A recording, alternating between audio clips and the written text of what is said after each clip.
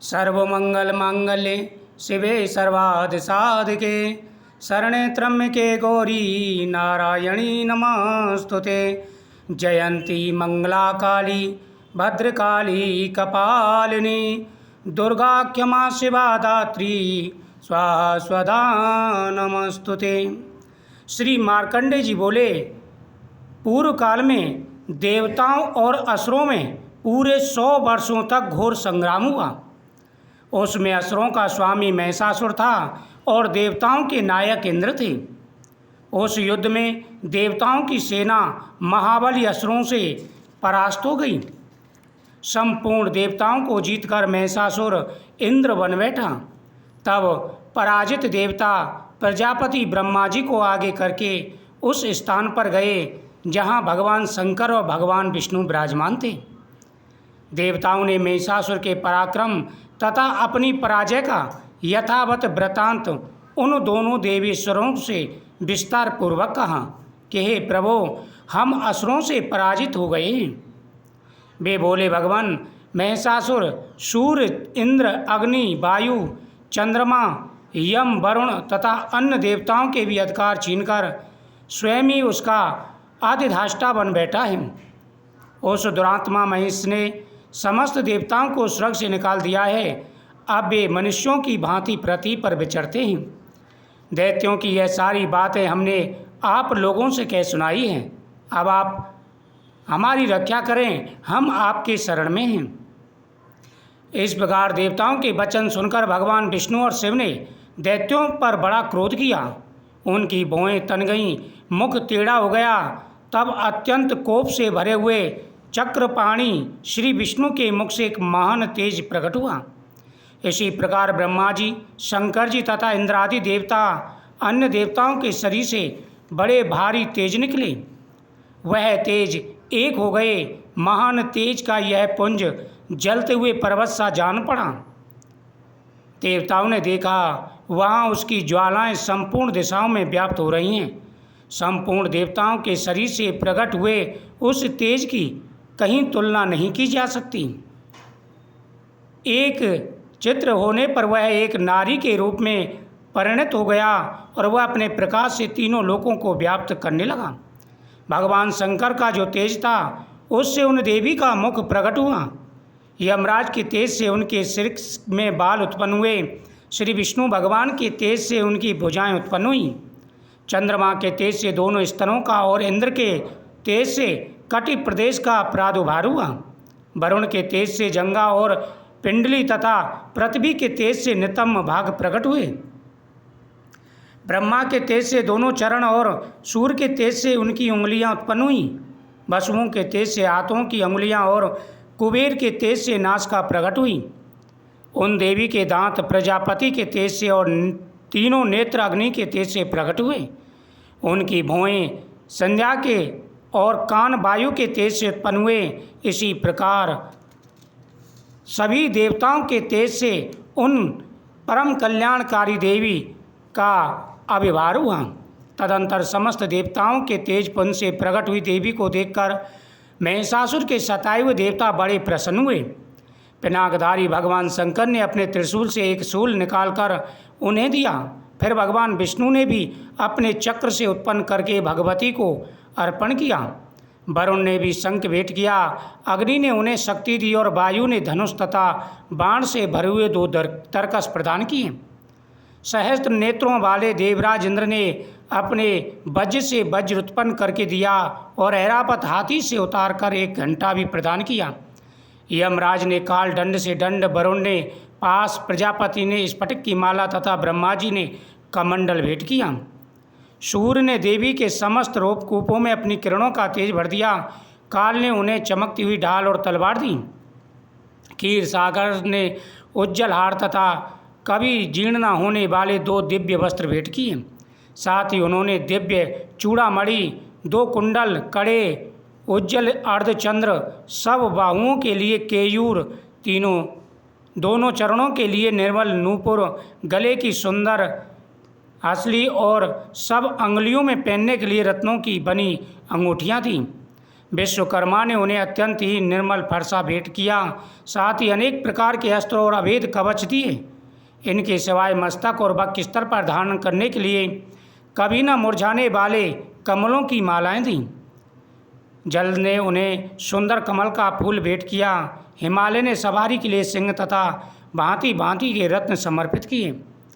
धनाध्यक्ष कुमेर ने मधु से भरा पात्र तथा संपूर्ण नागों के राजा शेषनाग ने जो इस पृथ्वी को धारण करते हैं उन्हें बहुमूल्य मणियों से विभूषित नागहार भेंट किया।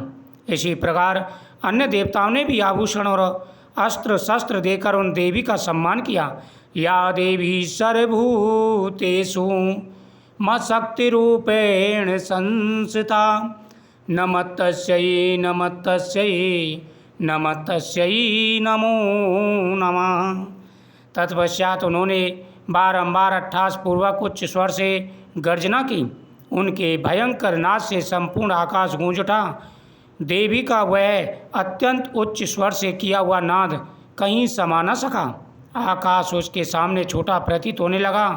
उससे बड़ी भयानक प्रतिध्वनि हुई, जिससे संपूर्ण विश्व में हलचल मच गई और समुद्र कांप उठा।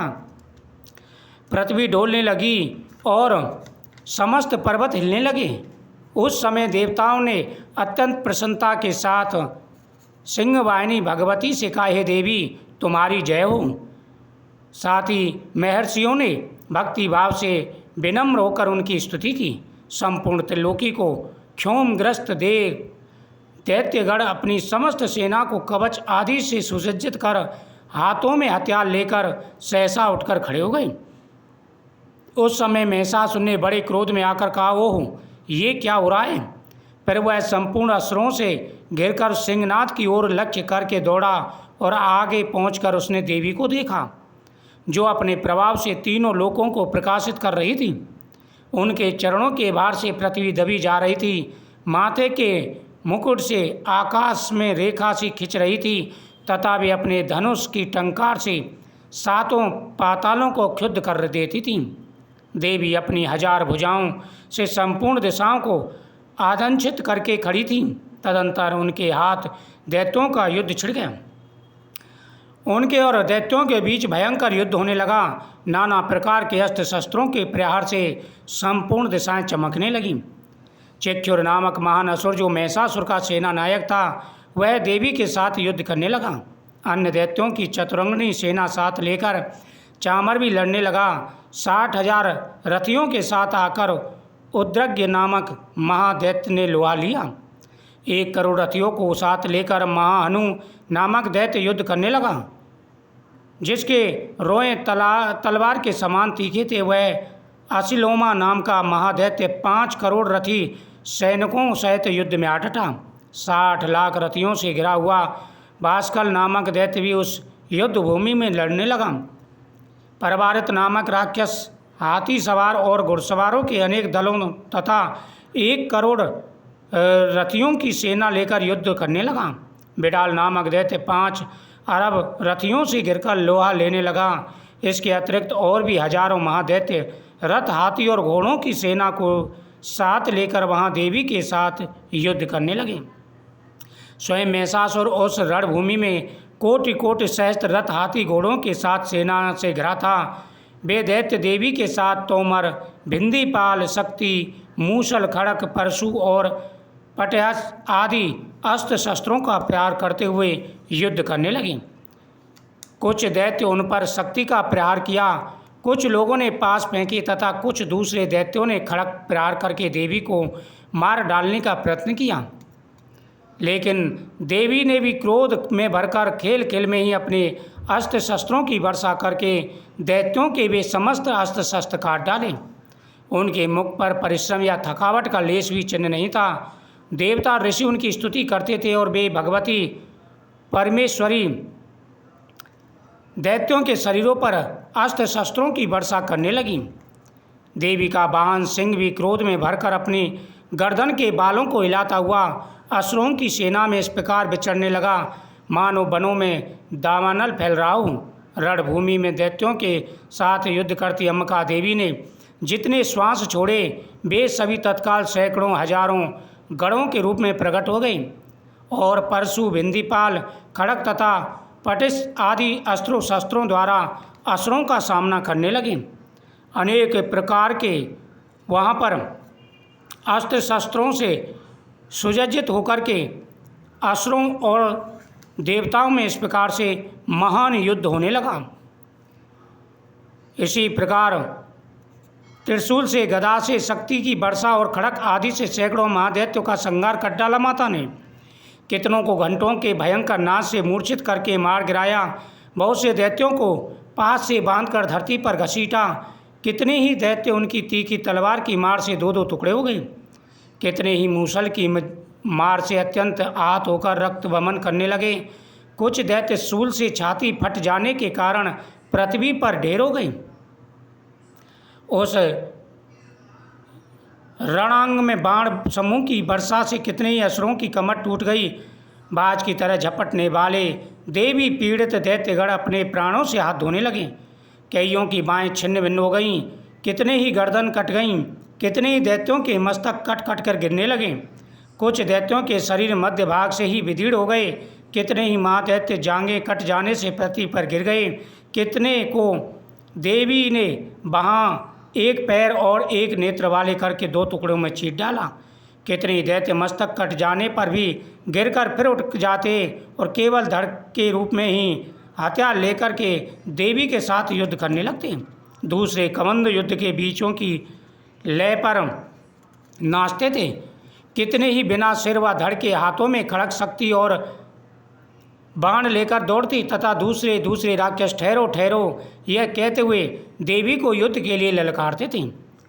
जहाँ वह घोर संग्राम हुआ वहाँ देवी द्वारा गिराए हुए रथ, हाथी, घोड़े और असुरों की लाशों से धरती ऐसे पट गई थी कि वहाँ चलना संभव हो गया था। दैत्यों की सेना में हाथी, घोड़े और असुरों के शरीर से इतनी अधिक मात्रा में रक्तपात हुआ, थोड़ी देर में वहाँ खून की बड़ी बड़ी नदियाँ बहने लगीं। जगदम्बा ने दैत्यों की विशाल सेना को क्षण भर में नष्ट कर दिया। ठीक उसी तरह जैसे तृण और कट के भारी ढेर को आग कुछ ही क्षणों में भस्म कर देती है। देवी का सिंह भी गर्दन के बालों को हिला हिलाकर जोर जोर से गर्जना करता हुआ असुरों के शरीरों में से मानो प्राण खींच लेता था। वहाँ देवी के गणों ने भी उन महादैत्यों के साथ ऐसा भयंकर युद्ध किया जिससे आकाश में खड़े हुए देवतागण उन पर पुष्पों की वर्षा करने लगे। इति श्री दुर्गा सप्तशती का द्वितीय अध्याय संपूर्ण हुआ।